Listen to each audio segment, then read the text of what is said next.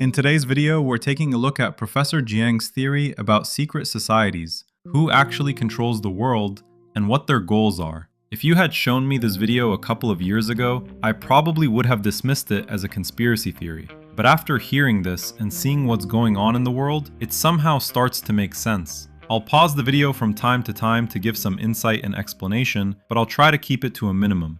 So the grand thesis of this class is that secret societies control the world. And this is something you can never prove, okay? But let me propose a theory of how we can approach the truth, okay? Theory of truth.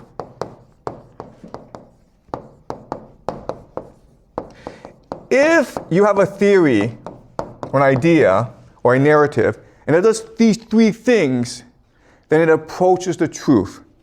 The first is that it connects the past. Okay? So does it help us put the past, things that we know that happened in the past, into a coherent story that we can understand? Okay, that's test number one. Test number two is it explains the present. Does it help us better understand the world we live in? Okay? And the last and the most important is predicts the future.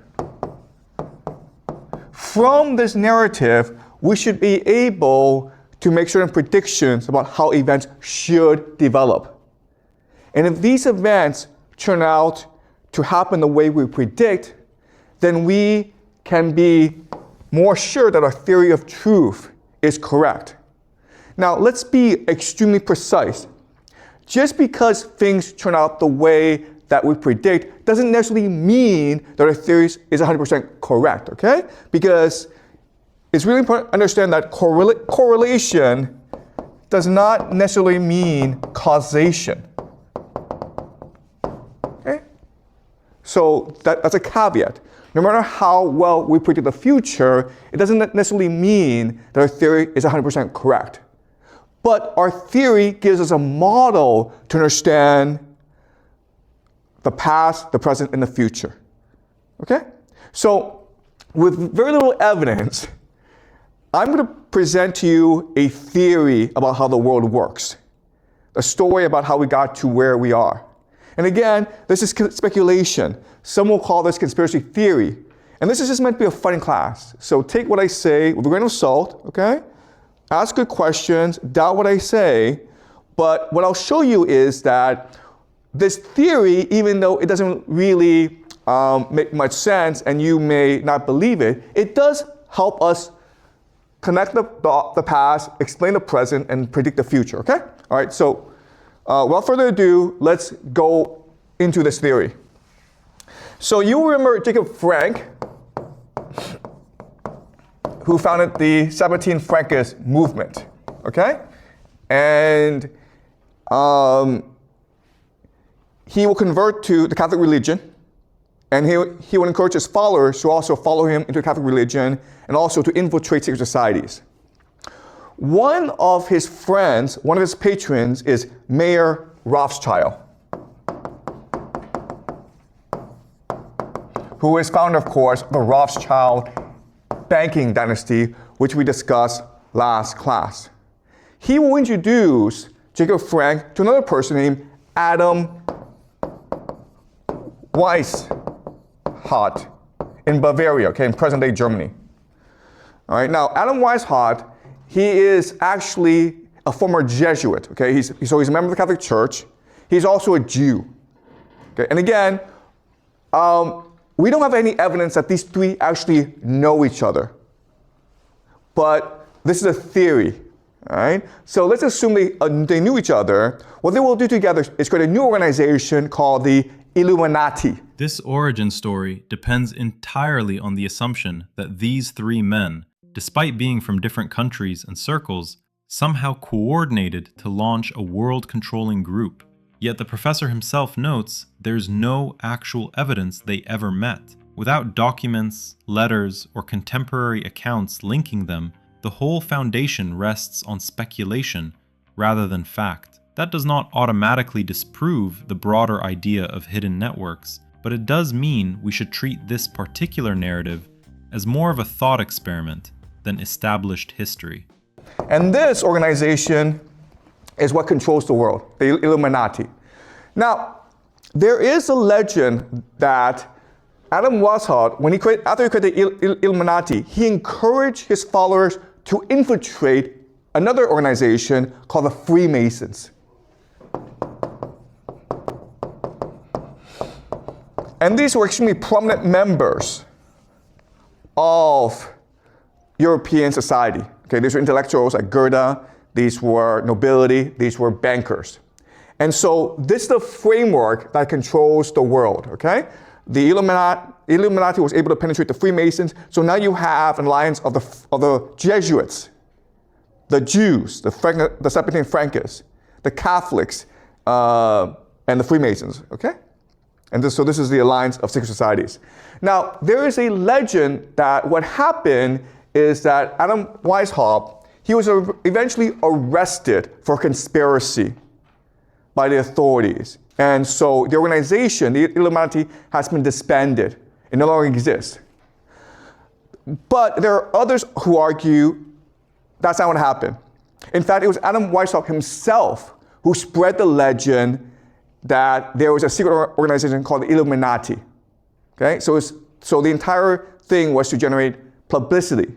But in reality, the Illuminati was not disbanded, and it still exists today. So why would they do this? And the reason why is that secret societies, like every organization, depends on publicity for recruitment. Okay? So it's free publicity if you read in the newspaper that there's a secret organization that's trying to conquer the world and which the authorities don't like. Then a lot of people will be like, how do I join this organization? Right? And that's what happened. All right? So the irony about secret societies is they have a structure, which is like a triangle, okay? At the very top is the leadership. This leadership is secret. You don't know who they are, you don't know what they do, okay? But they usually come from very noble families. We call these the 13 families, okay? Then at the very bottom are just the public members. And they think that what they do is just good stuff, okay? So the Freemasons, they actually don't know what the leadership does. The key is the middle management, these people, okay? These people are the ones who do all the work. And these people are selected for ambition. In other words, for power, they're willing to sell their souls. This is the part that actually makes sense to me. You don't need a hooded cult in a basement to control the world. You just need middle management. Think about it.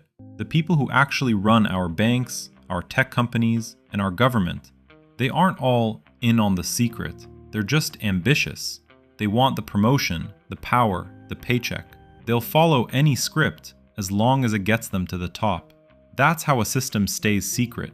Most of the people in it don't even know what they're building. So when you have different secret societies together, a major problem that you have is coordination. And the idea here is you have different leaders, and how do you get them to work together? Also, after these leaders die, how do you ensure that the new leaders will coordinate together? And the answer to this problem is the idea of eschatology. Okay, we'll discuss eschatology. But eschatology comes from the Greek word eschaton, which means the end. So eschatology means your understanding of how the world ends, of how to create paradise on earth. And what I will show you is that even though these different groups have different eschatologies, there are convergence points which allows them to work together. The concept of eschatology as the glue holding different secret societies together is one of the most original parts of the lecture. Different groups have their own visions of how the world ends and what paradise looks like, but the professor points out key overlaps that could let them align on the same big events. It's a smart way to think about coordination without needing everyone to agree on every detail, and it makes the rest of the narrative feel more unified. So let's go over the major eschatologies.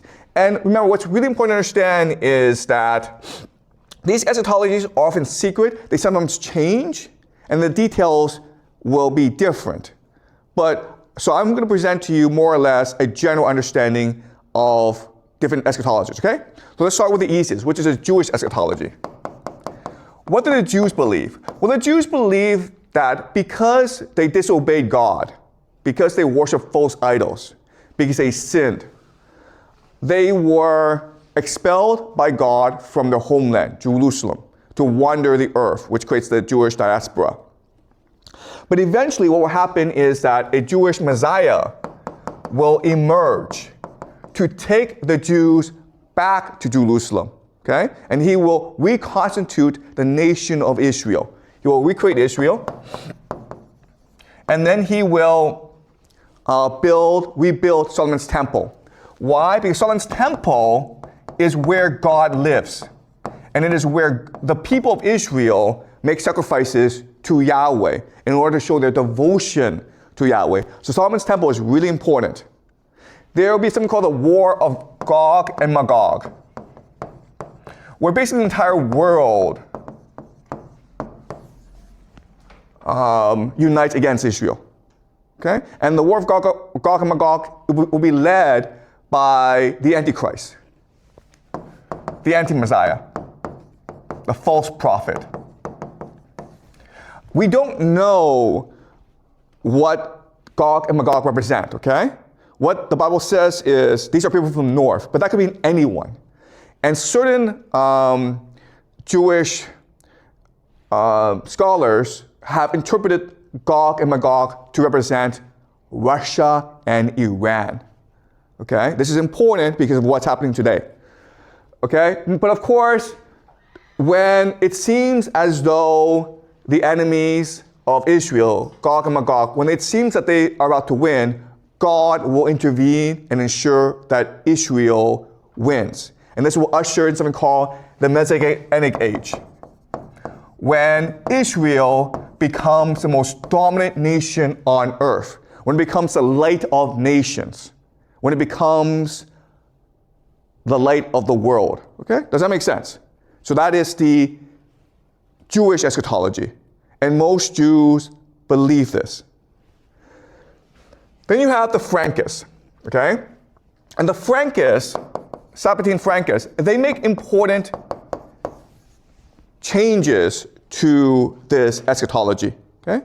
The first important change is the Jews believe that the Messiah will come when the time is right.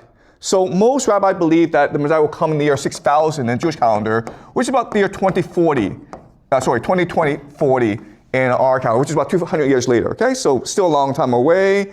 But the Frankists believe that the Messiah has already come, right? Sometimes Zevi, and then you have Jacob Frank. So they believe that, first of all, the Messiah is already here, okay, which means that the war can start.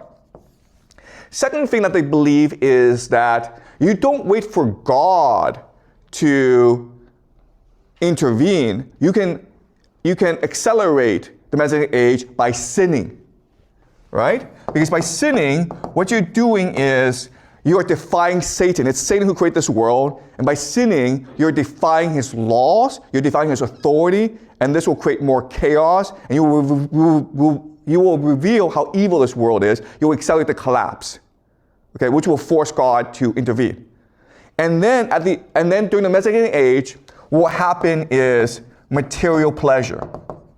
Okay, so rather than everyone being spiritually pure, we'll have a lot of sex. We will have feast. We will live forever. Okay? That's a Frankist interpretation of this eschatology. The Frankist twist, actively sinning to speed up the Messianic age and bring about a world of material pleasure, is bold and flips a lot of conventional religious thinking. Jacob Frank's followers took the idea that chaos and defiance could force divine intervention to an extreme level, and it's fascinating to see how that mindset might influence a longer-term strategy. It adds a unique flavor to the Jewish eschatology he started with. Then you have the Christian Zionists. okay? The Christian Zionists. I'll explain who the Christian Zionists are later on, okay? But what the Christian Zionists will do is they will take this Jewish eschatology but interpret it in a Christian context, okay? So for the Christians, they believe that yes, all this will happen, okay? The Jews will establish their Messianic age. But this is really the Antichrist system. Okay? The Antichrist, who is the Jewish Messiah, will establish a world government that will dominate the world. And he will establish something called the Mark of the Beast. Mark of the Beast is basically digital ID. Okay? So just think of a microchip in your forehead or wherever that, and so you can be tracked, you can be monitored. Okay? So basically an AI surveillance system. Okay? So this is what the Messianic age of the Jews will look like, but it's the Antichrist system. And eventually what will happen is that the people will rebel against Israel, and this will lead to something called the War of Gog and Magog. Okay? And when it seems as though Israel is about to be defeated in the Battle of Armageddon, okay, what will happen is that Jesus will return. Jesus will return, second coming, and he will take all the Christians to heaven. It's called the rapture. And then he will kill a third of the Jews, a third will convert, and this will usher the Messianic age, okay? So this is the Christian interpretation. It's called Christian Zionism. But as you can see, what's really important is the Jews first achieve their eschatology before the Christians can achieve theirs. The Christians need to use the Jews as a tool to achieve the second coming. Okay? Does that make sense? All right. And what's really important is Solomon's temple. Solomon's temple is where the Al-Aqsa Mosque is right now. So in other words, for this eschatology to happen, you will need to destroy the Al-Aqsa Mosque, which is the third holiest site in the Islamic world. And you can imagine how angry Muslims will be. And this might initiate the war of Gog and Magog. Okay? Another important thing about this eschatology that's really important is you need the Jews to return to Israel. And how do you get the Jews to return to Israel? Anti-Semitism. Okay? So not only do you have to destroy the Al-Aqsa Mosque, which is, not very nice, but you also have to promote anti-Semitism around the world to force the Jews to return. That's another part of this plan. Okay? As you can see, this is not a nice plan. It causes a lot of death, it causes a lot of suffering, causes a lot of persecution, but both Jews and Christians believe that for the Messianic age to come, there has to be an age of tribulation, there has to be the Antichrist, there has to be the war of Gog and Magog. Okay, there has to be Armageddon, basically. All right, so is this making sense? Okay, this is the eschatology, which is a script, which is a plan that these secret societies must implement in order to achieve heaven on earth. The last people I want to talk about are the Freemasons. Okay? The Freemasons believe that they are, the Freemasons believe that they are of the Enlightenment. Okay? Freemasons. And they practice a new philosophy called deism. What makes deism different is that it's an Enlightenment philosophy. So the idea is that God did create the world, the universe. That's why we are here. But then God left. And now, because of free will, free choice, we can do whatever we want. Okay? And our mission is basically to achieve godhood through science, through open debate, through rational thinking. And what are the signs of godhood? How do we know that we've become God? When we're able to do three things, okay? The first thing is to warp reality. Okay? To basically manipulate the essence of matter. And we've been able to do that because of something called the nuclear bomb. Right? So we've achieved that. So in other words, the nuclear bomb was a Freemason project to achieve godhood. But not only that, after they achieved the nuclear bomb, they had to use it to show that they are God, right? Because as we discussed before, at the end of World War II, the Americans were firebombing Japan. The war was over. They didn't have to drop the bomb, but they dropped the bomb in Hiroshima and Nagasaki. Okay? That's number one. Number two is they need to kill a king to show that they are God. Because the king is divinity, right? God gives birth to kings, only gods can kill a king. And who did they kill? JFK. Okay, again, this is conspiracy theory, okay? And the third thing which a god does is create life. Okay? And this is something that they haven't done yet. But we can imagine what this is. This is AI. Okay? So these are the three missions of the Freemasons. And they've achieved the first two. They've warped reality by creating a nuclear bomb. They've killed the king, JFK. And the third thing they want to do is create life, which is AI. Okay? In fact, we can also guess where this AI will take place. Why? Because let's look at a map. Okay? Let's look at a map. This is the equator. 33 degrees north of the equator are 4 places. Okay? Now 33 degrees is very important in Freemasonry. There are 33 degrees in Scottish Rite Freemasonry. It's a very sacred number. Right? So 33 degrees north of the equator, you have 4 places. The first place is Trinity Site, New Mexico in America, which is where they tested the atomic bomb. Okay? You go over across the Pacific to Japan. 33 degrees north is Hiroshima and Nagasaki.